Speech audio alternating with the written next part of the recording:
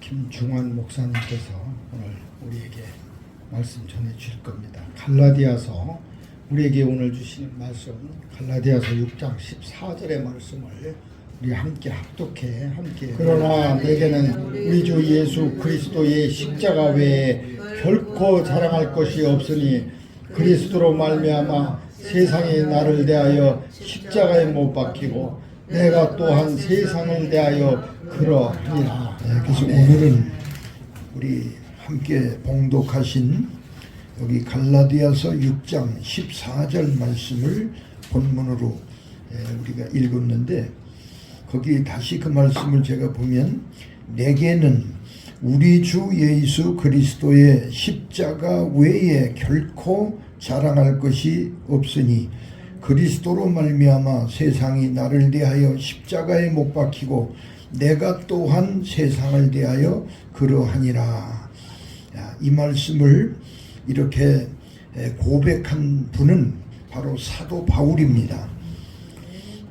그래서 사도 바울의 특징은 뭐냐면 주 예수 그리스도의 십자가 이외에 결코 자랑할 것이 없다는 거예요.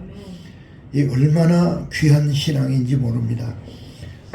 여러분 미국에서는 그 락펠러라고 하는데 우리 한국에서는 보통 록펠러라고 하죠. 그 사람을. 근데 이 락펠러라고 하는 분은 아주 세계적인 큰 재벌이었죠.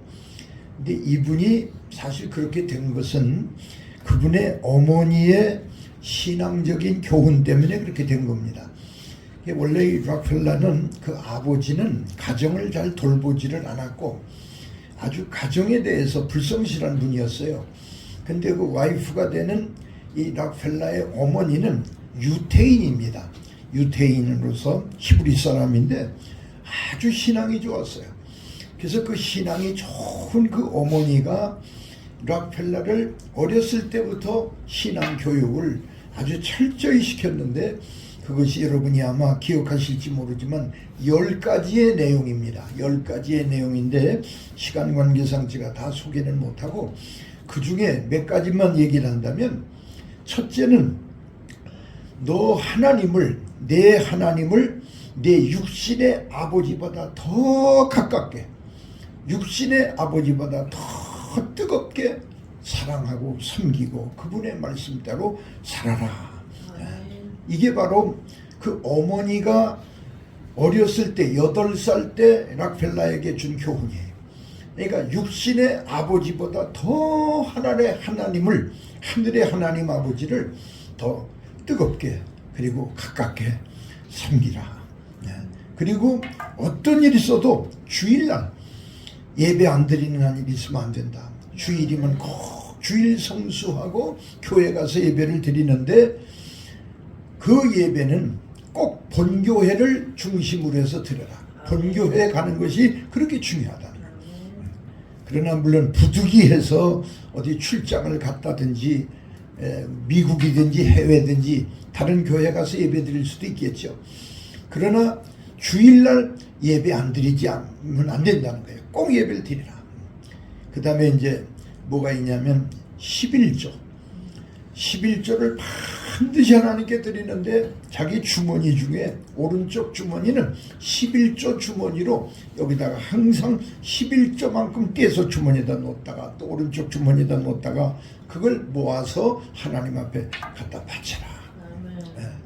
여러분 그리고 목사님은 하나님 다음으로 존귀한 분인 줄 알아라. 그러니까 주의 종을 높이고 그 주의 종이 가르치는 말씀을 아주 철저히 받아서 순종해라. 이것이 락펠러 엄마가 그에게 어릴 때 8살 때부터 주었던 교훈인데 그 이외에도 6가지가 또 있어요. 근데 아무튼 그 말씀대로 이 어린 락펠러가 그대로 순종했어요. 어린 8살 때부터 하나도 그 말씀을 빗나가지 않게 그대로 순종을 했거든요. 그랬더니 여러분 놀라운 일이 생겼습니다. 1859년 미국의 펜실베니아주 그 펜실베니아 주 안에 필라델피아도 있죠. 이제 저도 거기서 있었습니다만은 이 펜실베니아 주에서 원유가 막 터졌어요. 원유가 막 그 광맥으로 그 원유의 그 줄이 막 거기서 터져가지고 그때 막 원유가 생산될 때 이 락펠러가 거기에 직접 관여해가지고 그 후 3년, 그러니까 1800 그때가 62년이죠. 그때에 이 원유를 정유하는, 그래서 거기서 이제 휘발유도 가려내고 석유도 가려내고 또 디젤도 뽑아내고 가려내는 것 아니에요? 원유에서. 이제 그 사업을 이 락펠러가 하기 시작을 해가지고 엄청나게 축복을 받았어요. 그래서 이분이 그 여러분이 아시는 대로 스탠다드 오일이라고 하는 큰 오일 컴퍼니를 만들어 가지고 돈을 얼마나 벌었는지 33세 때 재벌이 됐어요. 아주 엄청난 그 백만장자가 됐어요. 백만장.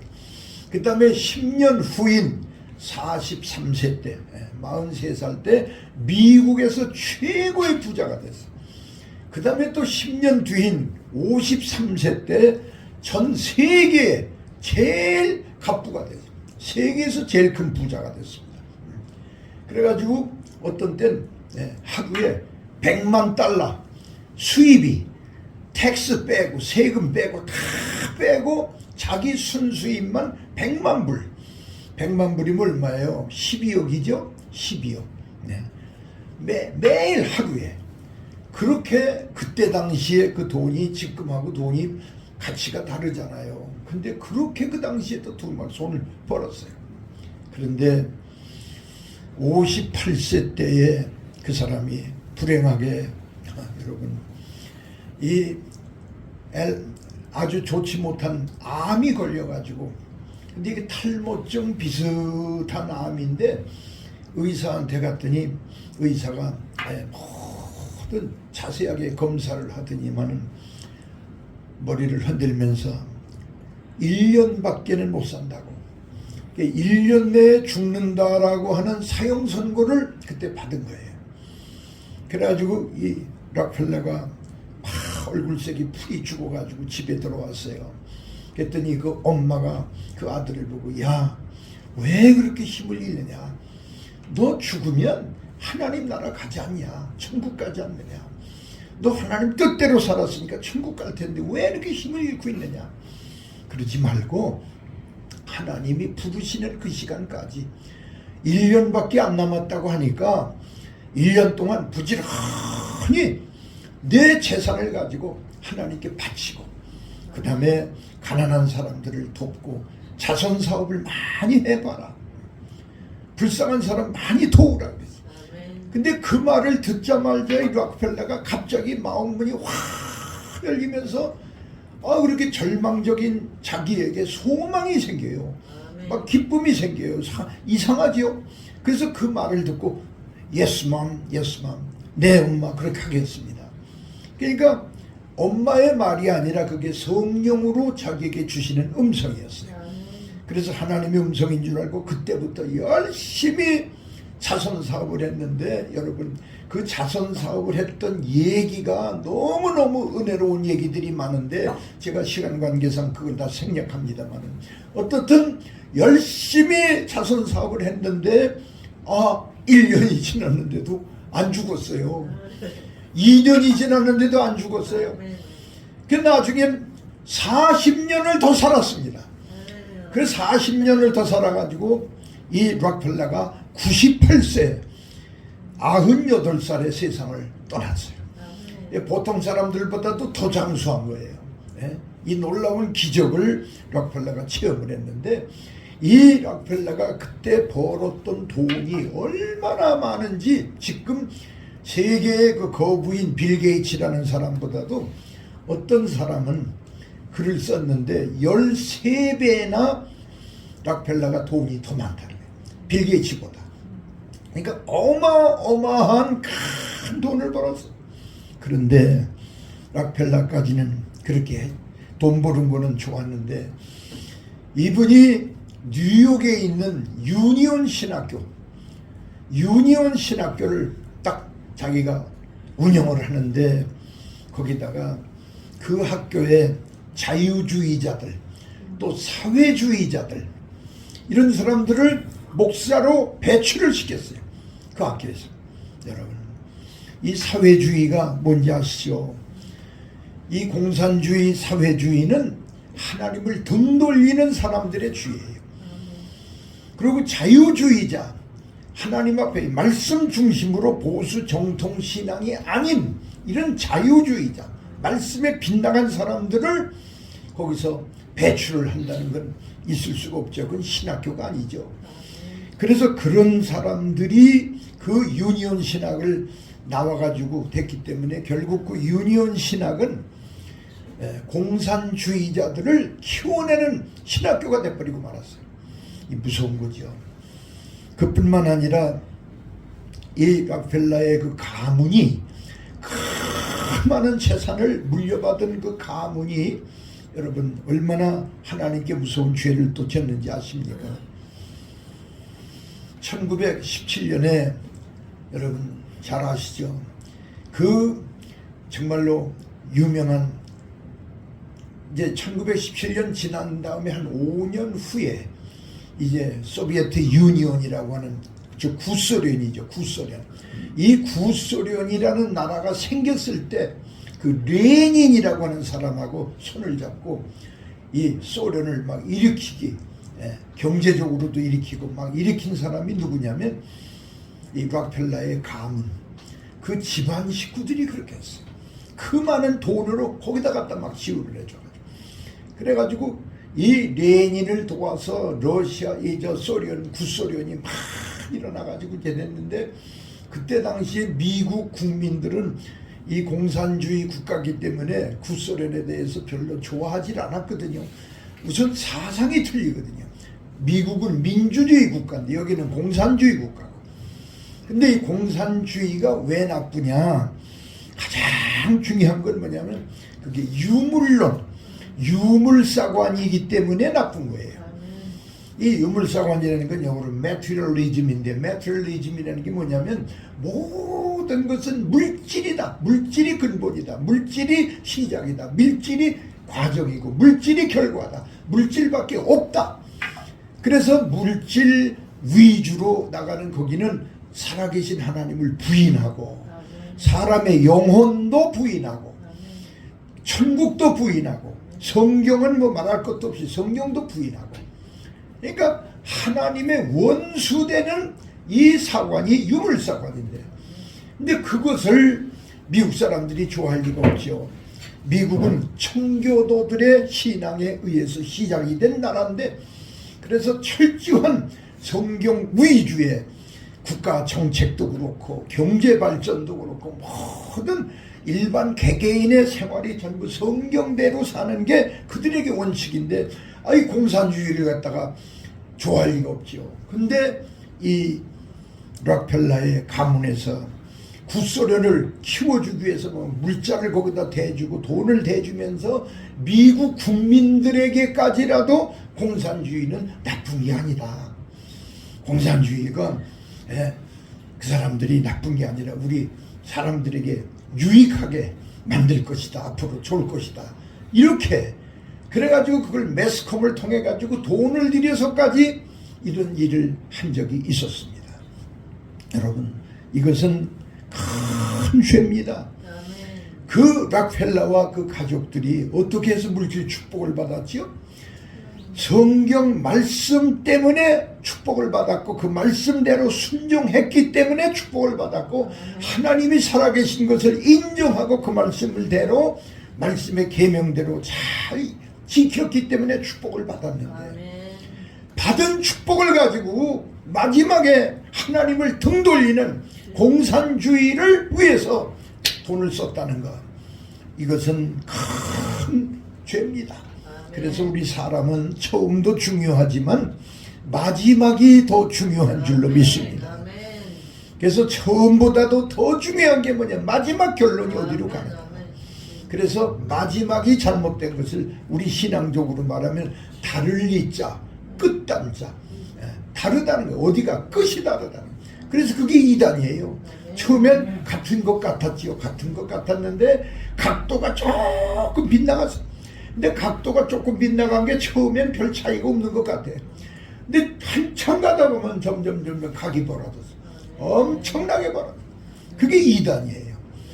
그래서 우리 성경에서 이탈된 이단들이 참 처음엔 비스름하게 가는데 마지막에 가서 엉뚱한 데로 가는 거예요. 그래서 락펠러는 세계적인 하나님의 축복을 크게 받은 재벌이 되었지만은 마지막에 그 가문들이 그 물질을 가지고 좀 교회 개척하는 데나 쓰고 가난한 사람을 돕는 데다 쓰고 선교사 보내는 데 썼더라면 얼마나 좋았겠어요. 그게 아니라 공산주의를 위해서 썼다는 거. 자, 그렇게 됐죠. 그런데 또 우리 성경에 보니까 열왕기상 11장에 보면 여러분 잘 아시는 대로 이 솔로몬 왕에 대한 얘기가 나옵니다. 이 솔로몬은 이스라엘 역대 왕들 중에 가장 영광을 많이 받은 왕이고, 심지어 우리 신자뿐만 아니라 불신자들도, 그리고 세계 각 나라 왕들도, 대통령도, 각 나라 지도자들도, 예수 안 믿는 사람들도 솔로몬의 이름을 모르는 사람이 없어요. 솔로몬을 그만큼 흠모하고 굉장한 그 영광에 대해서 이렇게 바라보고 높여봤던 까닭입니다. 자, 그랬는데 이 솔로몬이가 처음에 왕이 되자 말자, 그는 다윗의 아들로서 그야말로 왕이 돼가지고 맨 처음에 솔로몬이 자기 문무백관들을 앞에 앉혀놓고 잔치부터 한 게 아니에요. 보통 왕들은 왕이 되거나 뭐하면 잔치부터 해요. 며칠씩 했죠, 보통. 근데 이 솔로몬은 맨 먼저 왕이 되면서 기브온 산당에 올라가서 하나님 앞에 1000번제를 드렸어요. 아멘. 하나님 앞에 참 1000번제. 여러분 10번만 번제를 드려도 사실 그게 보통 힘든 일이 아닌데 100번도 아니고 1000번을 1000번제를 드려요. 그때마다 하나님 앞에 제물을 드려야 되고, 그 제물도 보통이 아닙니다. 굉장한 좋은 제물들을 그때마다 드리고, 그러면서 몸은 몸대로 피곤하고 굉장한데도 조금치도 속에서 머물거리거나 뒤로 물러서지 아니하고 1000번제를 드렸어요. 이거 하나님이 그걸 보셨죠. 야, 사랑하는 내 아들 솔로몬이가 이렇게까지 나를 사랑하는구나. 그런데 1000번제를 드리고 나서 솔로몬이가 너무 피곤하니까 그 기본 산당에서 잤어요. 잤는데 꿈속에서 하나님이 나타나셔서 솔로몬에게 뭐라고 그랬죠? 솔로몬아, 내가 내게 무엇을 줄꼬? 내가 내게 무엇을 줄꼬? 그러니까 하나님이 솔로몬에게 주시고 싶으셔서 꿈속에 찾아오신 거예요. 보통 우리들은 하나님 앞에 달라고만 했는데 솔로몬은 그때까지 하나님께 달라간 게 하나도 없어요. 하나님이 오히려 그래서 내가 너에게 무엇을 줄꼬 주시고 싶으셔서 하나님이 솔로몬에게 찾아오셨다 이 말입니다. 그러니까 이거는 얼마나 귀한 신앙인지 모릅니다. 우리는 보통 하나님이 아직 주려고도 안 하시는데 김치국물부터 미리 먹고 마시면서 아이 하나님 저 떡 좀 주시오 떡. 그러니까 달라고 하는 것이 너무 많은데 솔로몬은 달라고 하기에 앞서 하나님께 먼저 드렸다는 거예요. 그러니까 1000번제를 드렸어요. 그러니까 우리도 이 솔로몬의 그때의 신앙은 참 귀중한 신앙이었습니다. 그걸 본받아야 될 줄로 믿습니다. 그래서 우리도 하나님께 자꾸 드리는 거, 몸을 드리고 우리 마음을 드리고 우리 시간을 드리고 우리 정성을 다해서 드려서 성경 읽는 시간, 이거 얼마나 귀해요. 성경을 자꾸 읽어서 그 소중한 시간을 말씀과 같이 하나님께 드리는 이런 신앙을 가져야 되는데 지금 우리 한국의 교인들, 신자들이 성경들을 많이 안 읽는 것 같아요. 참 이게 문제가 많습니다. 자, 그렇게 해서 솔로몬이가 꿈속에서 하나님이 나타나가지고 내가 내게 무엇을 줄꼬 하시니까 솔로몬이가 하나님께 구한 것이 뭐죠? 하나님, 나는 말도 할 줄 모르는 어린애고 아주 형편도 없는 놈인데 내가 이런 하나님의 귀한 거룩한 나라를 통치하는 왕으로 나를 세우셨는데 내 아버지는 힘있고 능력있게 거기를 잘 감당했지만 저는 감당할 수 없는 전부다.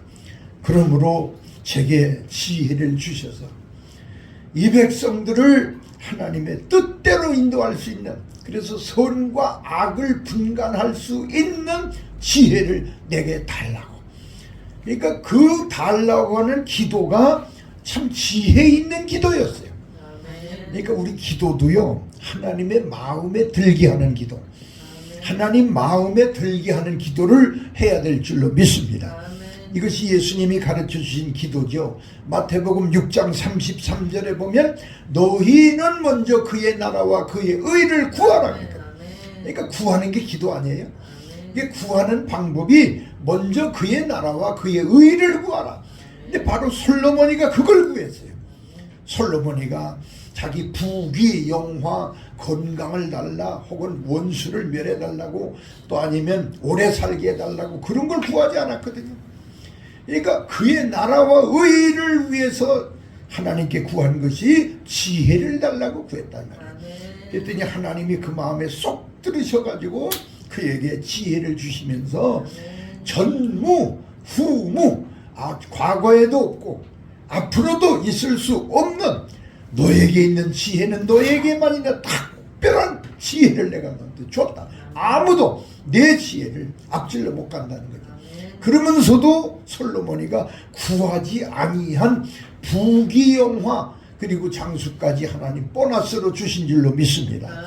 그렇기 때문에 우리가 기도만 잘하면요, 보너스 응답도 많이 받아요. 그러니까 보너스 응답을 받으려면 하나님을 기쁘시게 해드리는 기도, 영적인 기도, 그의 나라와 그의 의를 위한 기도, 내가 자기 죄 사함 받기 위해서 회개도 하고 말씀으로 내가 변화받기 위해서, 성령으로 새로워지기 위해서 이렇게 기도하는 것이 지혜로운 기도인 줄로 믿습니다. 그래서 그 응답을 받아가지고 솔로몬이가 여러분 참 얼마나 영광스러운 왕으로 그가 이제 정치를 했어요. 그리고 솔로몬이가 성경도 썼잖아요. 성경에 3천 잠언을 썼어요. 이 잠언을 여러분 읽어보셨잖아요. 얼마나 말씀이 은혜롭고 기가 막힙니까? 3천 잠언을 썼어요. 그런데 문제가 뭐냐? 열왕기상 11장에 보니까 솔로몬이가 나이 많아 늙었을 때 자기 후비, 우리 개혁성경에 후비라고 돼 있고, 그 다음에 빈장, 후비는 뭐냐면 자기 말하자면 왕후를 말하죠. 왕후가 700명이에요. 거기다 빈장은 첩입니다. 첩이 300명.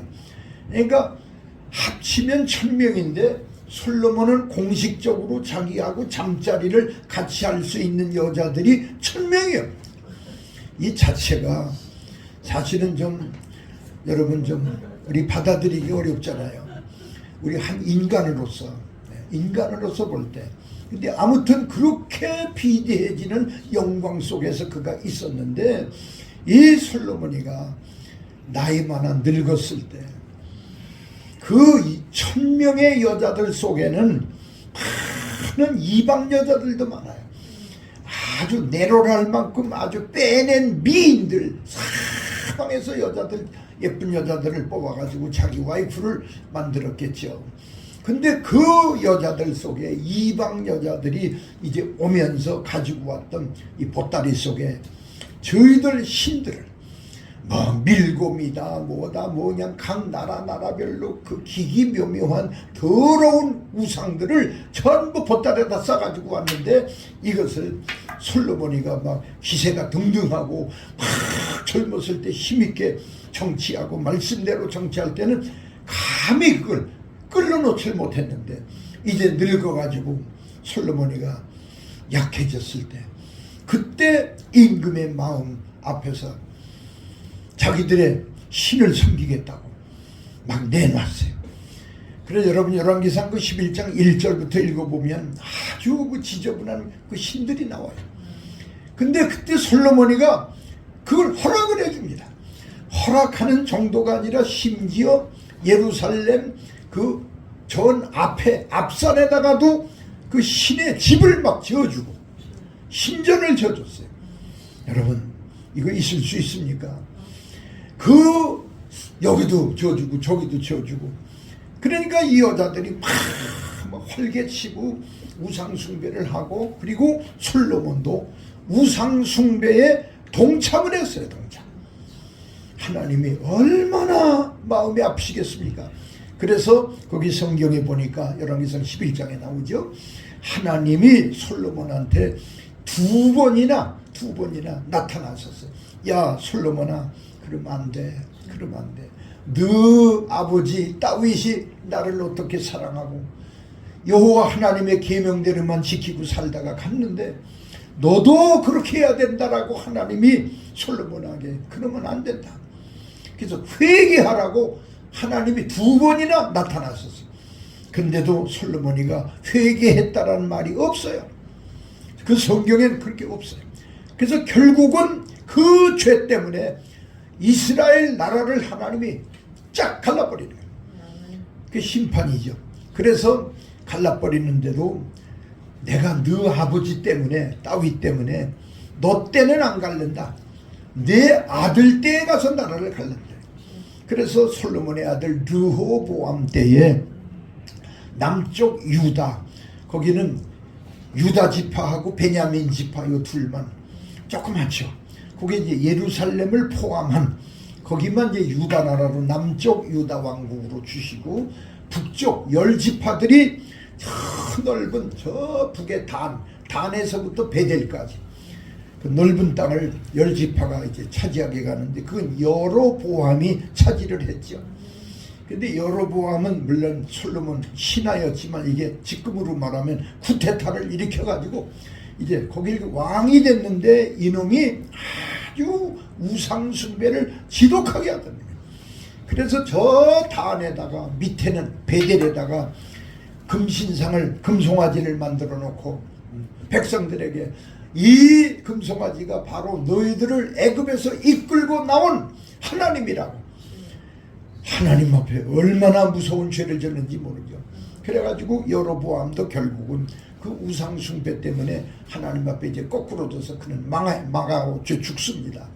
그 10지파가 된 이스라엘 북쪽 이스라엘이 계속 왕들이 이 족보에도 없는 놈들이 왕이 돼가지고 계속 그냥 얼마밖에 못하고 금방 하다가 끝내고 금방 하다가 끝나는 것도 있고 해가지고 무시무시하게 우상숭배를 하다가 결국은 저 북쪽 유다 왕국이 먼저 망합니다.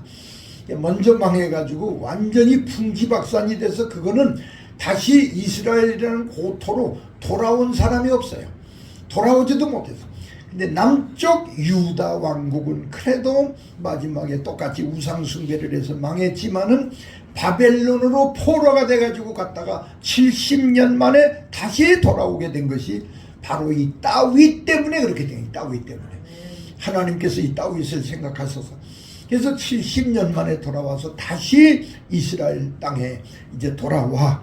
그래가지고 거기다 이제 여러분 예루살렘 성전이 회파됐지만은 다시 이제 수르바벨 성전도 이제 재건을 하게 하시고 이제 해가지고 이스라엘의 역사가 이제 흘러내려왔지만 그래서 이 솔로몬 왕이 여러분 그 입은 영광이 얼마나 컸습니까? 그래서 우리 예수님이 신약시대에 오셔서 비유로 말씀하실 때 이 솔로몬의 입은 영광이 들에 있는 백합화만도 못하다고 한 거예요. 왜 그랬느냐? 바로 그것 때문에 그런 거예요. 솔로몬이가 그 영광이 얼마나 컸어요. 좋았지요. 참 좋았는데 결국은 그 마지막에 우상숭배하고 하나님께 죄를 졌기 때문에 그걸 철저하게 회개도 안 했기 때문에 그래서 솔로몬이 입은 영광이 들에 있는 백합화만도 못하다고 예수님이 말씀하신 거예요. 들에 있는 백합화는 여러분 날 때부터 필 때부터 커가지고 마지막 죽을 때까지 그건 우상숭배가 없습니다. 하나님 그대로 주신 대로 그 아름다움을 드러내고 향기를 드러내고, 여러분 바로 우리들도 이 백합화와 같이 변함이 없는 신앙을 가져야 될 줄로 믿습니다. 자, 그런가 하면 여러분 갈라디아 교인들은 또 어땠습니까? 이들도 성령을 받았고 거듭난 체험들을 했는데 성령으로 시작했다가 마지막에 육체로 마치려고 하는 것을 사도 바울이 보고, 너희들이 성령으로 시작했다가 육체로 마치려고 그러느냐, 갈라디아 교인들을 책망했잖아요. 여러분, 그러므로 시작이 성령으로 시작을 했으면 끝까지 성령의 열매를 맺히고 천국까지 가야 되는데 그러지 못했던 갈라디아 교인들이 있지 않았습니까?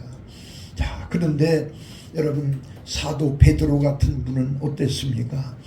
3년 동안 열심히 그물도 버리고 배도 버려두고 모든 것 다 버리고 자기 가족들도 버리고 예수만 따라다니면서 12제자 가운데 예수님의 수제자가 돼서 열심히 말씀도 듣고 배우고 보고 체험하고 깨닫고 안 것이 있는데도 예수님이 이제 그들에게 붙들려 가지고 가야바 법정에 끌려갔을 때 베드로가 그 앞에서 추우니까 남들이 펴놓은 모닥불에 같이 쬐고 앉아서 있다가 얼굴이 벌게지니까, 모닥불에 얼굴이 벌게지고 몸이 막 저기 되니까 정신 상태가 몽롱해진 거 봐요. 그때 너 예수 제자 아니냐? 그러니까 몽롱해질 때 정신 상태가 아니요 나 아니라고 2번 부인하고 3번 부인해. 3번 부인하니까 그때 예수님 말씀대로 꼭요 하고 달기 우니까 그 달기의 울음소리가 아차 싶은 거예요. 그래서 여러분 이 달기의 울음소리가 예수님의 음성을 거기에 우리에게 전달해주는 매개체가 됐다는 거예요.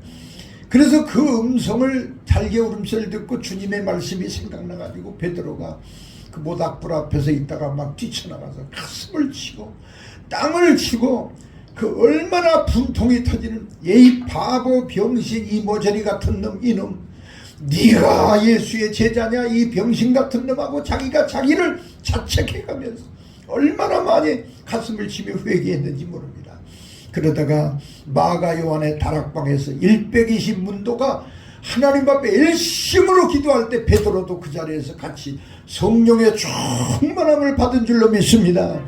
그 베드로가 성령 받은 이후에는 한 번도 다시는 그런 실수하지 않고 마지막에까지 주의 복음을 증거하되, 여러분 잘 아시는 대로 저 로마에 가서 로마의 그 카타콤의 지하교회에 핍박을 받아가지고 숨도 마음대로 못 쉬고 마음껏 예배를 드릴 수 없었던 우리 기독교인들을 그 지하로 땅굴 속으로 들어가서 예배를 드리는데, 그 숨어서 예배 드리는 그들에게도 와서 복음을 증거하고 말씀을 인도하고 틈틈이 전도하고 했는데, 근데도 베드로도 거기서 한번 살아나려고 죽지 않고 살아나야 되겠다고 도망을 친 적이 있습니다.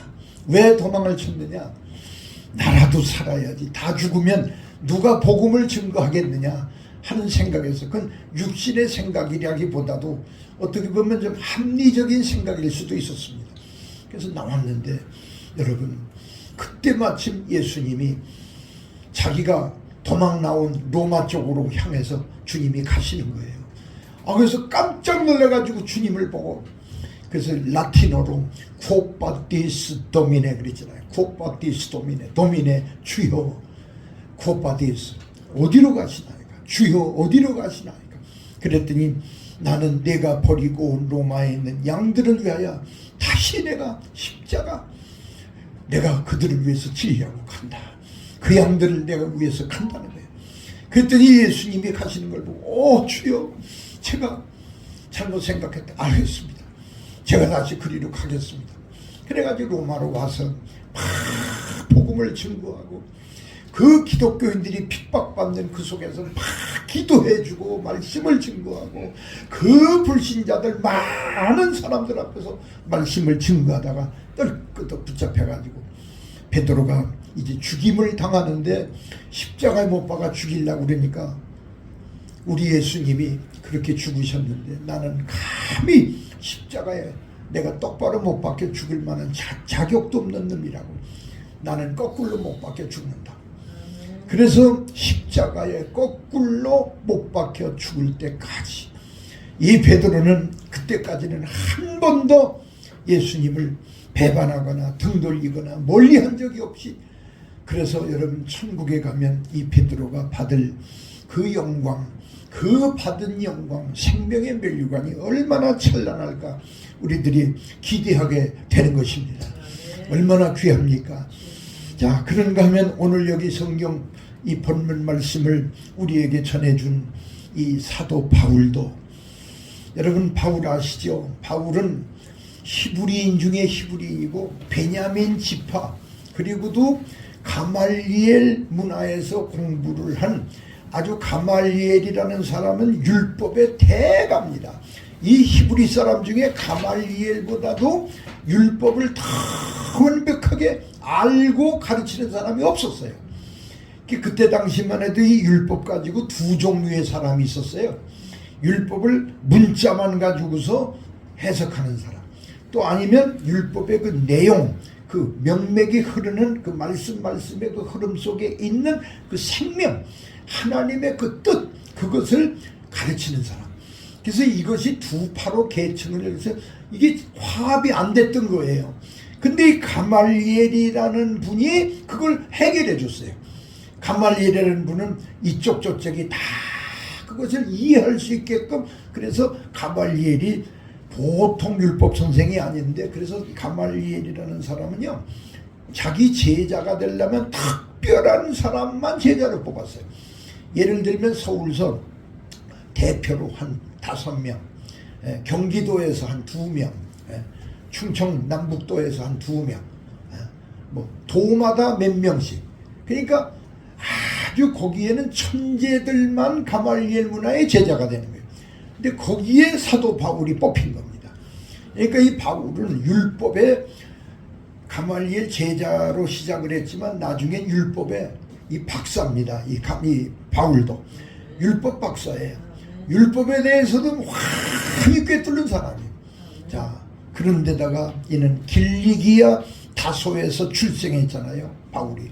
이 길리기아 다소에서 출생할 때부터 그는 부잣집 아들이었어요. 부잣집 아들인데다가 날 때부터 로마의 시민권을 가진 사람. 지금 미국 시민권은 거기다 대면 게임도 안 돼요. 그때 당시는.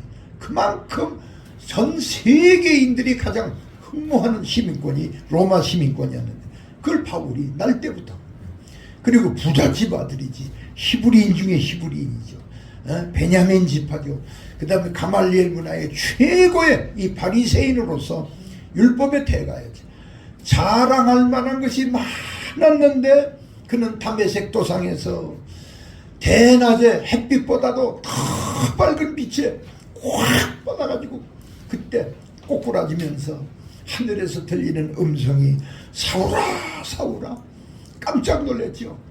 아니, 자기는 눈이 보이지도 않는데 꼬꾸라져가지고 하늘에서 들리는 그 음성이 있어서 하늘을 쳐다보고 주여 누구시오니까? 그랬더니 깜짝 놀랐습니다. 나는 내가 핍박하는 예수로라. 그 예수라는 말을 듣고 사울이 깜짝 놀란 게, 아니 예수? 아니 예수는 그 이단 아니야, 이단. 그거 물법을 모독한 사람 아니야? 아니 저주받아서 십자가에 못 박아 죽은 사람 아니야? 근데 죽었으면 끝인데, 그 끝인 줄 알아는 그분이 살아서 하늘에서 예수라는 말을 듣고 깜짝 놀라가지고, 그러면서 예수님이 네가 나를 핍박하는 건 가시채를 발로 차는 것 같다. 가시채를 쳐보면 내 발만 아프지 않느냐, 그거 찔려서.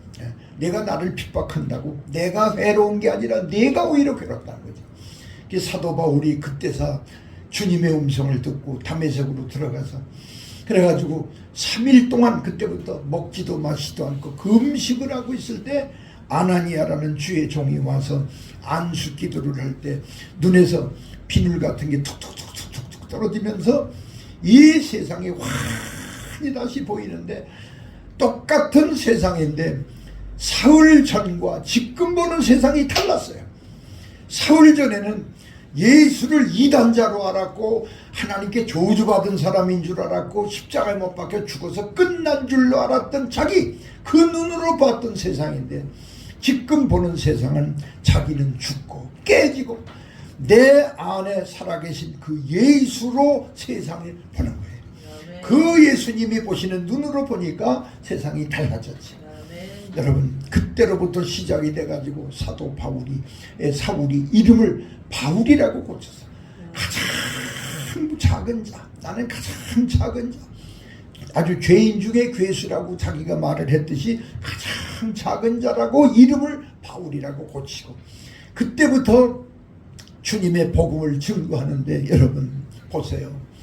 그 사람이 총각 때 그때 성령 받았는데 늙어서 네로왕 앞에서 그가 순교할 때까지 머리가 하얀 할아버지가 될 때까지 그는 총각이에요. 총각. 예수님 때문에 장가도 안 갔어요. 예수님 때문에 부자의 그 돈 많은 것도 영향을 하나도 안 받고 돈도 다 버리고, 그 다음에 히브리인이라고 하는 자랑도 없고 가말리엘 문화에 그것도 다 버리고 박사, 율법 박사 다 배설물처럼 버려서, 그래서 빌립보서 3장에 있는 말씀처럼 여러분, 자기는 모든 걸 다 버리고 버리고 왜? 그리스도를 아는 지식이 가장 고상하기 때문에 그 지식을 따라서 그리스도를 위해서, 그리스도만을 위해서. 그래서 여러분, 마지막 사도 바울이 네로 왕 앞에서 순교할 때까지의 그 모습이 어떤 모습이었습니까? 그는 거렁뱅이 사도였습니다. 거렁뱅이 사도. 거렁뱅이가 뭐죠? 거지입니다. 거지.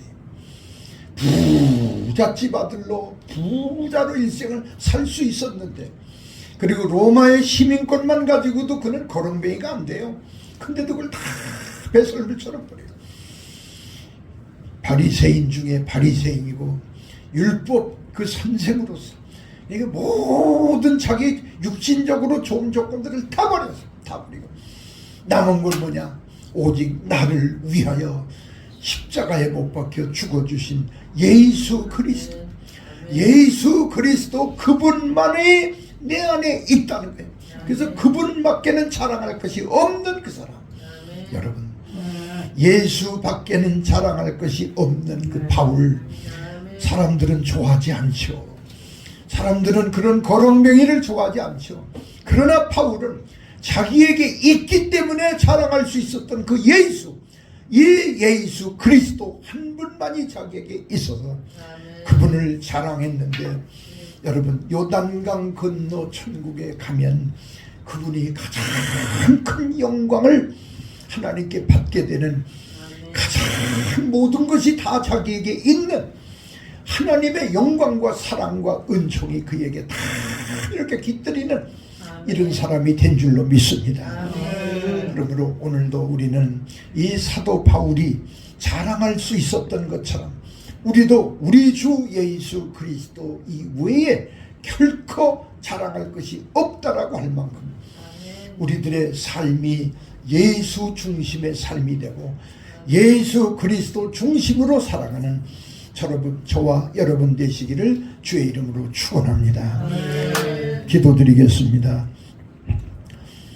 만복의 근원 되신 아버지, 저희들도 사도 바울처럼 내게는 오직 주 예수 그리스도 이외에 결코 자랑할 것이 없다라고 하면서 우리들이 예수만이 가장 우리에게 존귀한 분으로, 가장 우리 안에 힘 있는 분으로 가장 높은 곳에 모셔놓고 가장 먼저 순종하고 먼저 따라가고 그 예수만을 사랑하는 남은 여생이 되게 하여 주시옵소서.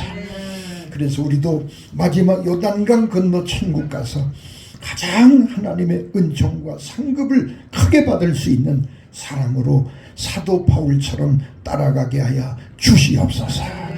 예수님의 이름으로 기도드리옵나이다. 아멘.